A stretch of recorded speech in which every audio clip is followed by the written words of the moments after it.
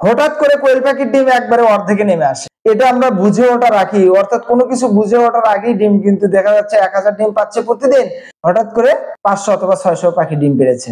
মাথায় হাত, কোনো কিচ্ছু আর ভালো লাগে না। কারণ হলো যখন 1000 ডিম আমি প্রতিদিন পাই, হঠাৎ করে যদি 700 থেকে 800 অথবা 500 ডিম চলে আসে, বলেন তো কেমনটা লাগবে আপনার? আসলে আজকে আমি এই বিষয়টা নিয়ে আপনাদের সাথে আলোচনা করব। হঠাৎ করে কি জন্য ডিমগুলো কমে যায়। আমরা অনেক সময় বুঝতেই পারি না যে কোয়েল পাখি কি জন্য হঠাৎ করে ডিম কমে গেছে। কারণ হলো খাবার দাবার চলাফেরা সবকিছু একই আগের নিয়মেই থাকে, বাট মাঝখান থেকে ডিমগুলো কম আসে। এটা বেশ কিছু কারণে হয়।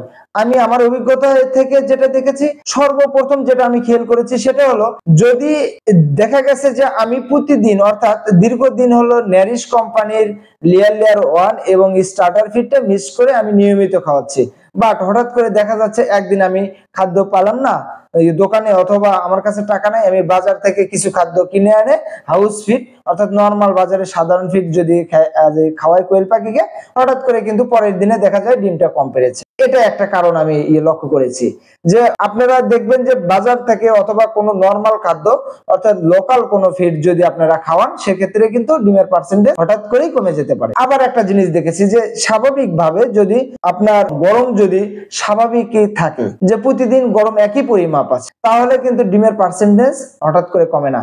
কিন্তু হঠাৎ করে দেখা যায় ঠান্ডা যদি পড়ে যায়, যে ঠান্ডা পড়ে গেছে, যে সেদিন আবার দেখা যায় পাখিরা খুবই কম খেয়েছে, এর জন্য কিন্তু হঠাৎ করে ডিম কমে যেতে পারে। আবার দেখা যায় হঠাৎ করে দেখা যাচ্ছে গরম হয়েছে, সারাদিন খাবার খাচ্ছে না, শুধুমাত্র হাঁপাচ্ছে, সকালে এবং রাত্রে খেয়েছে, এই কারণেও কিন্তু হঠাৎ করে ডিম কমে যেতে পারে।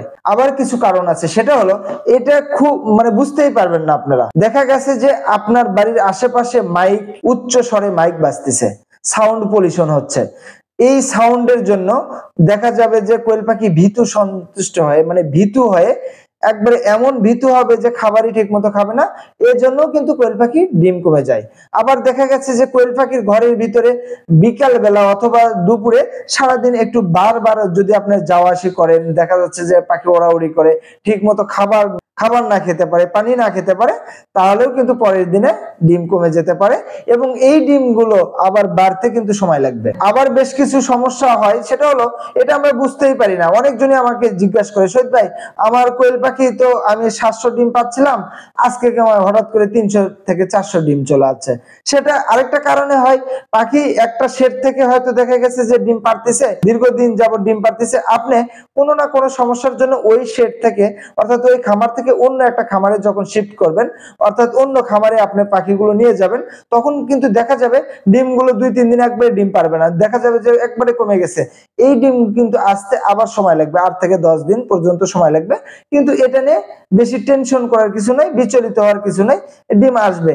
খাবার যদি নিয়মিত দেন, পানি যদি নিয়মিত দেন, তাহলে কিন্তু ডিম আবার স্বাভাবিক যে ডিম আসে অর্থাৎ 80-85% 90% পর্যন্ত যে ডিম পাচ্ছিলেন আপনি, ঠিক ওই ডিমই পাবেন। এবং অনেকজনই আমার কাছে প্রশ্ন করে যে শহীদ ভাই, আসলে আমি বেশ কিছু কমেন্টেই দেখলাম যে কোয়েল পাখি 35 গ্রাম খায়, কেউ বলছে যে কোয়েল পাখি ডিম পারে 70% 60%।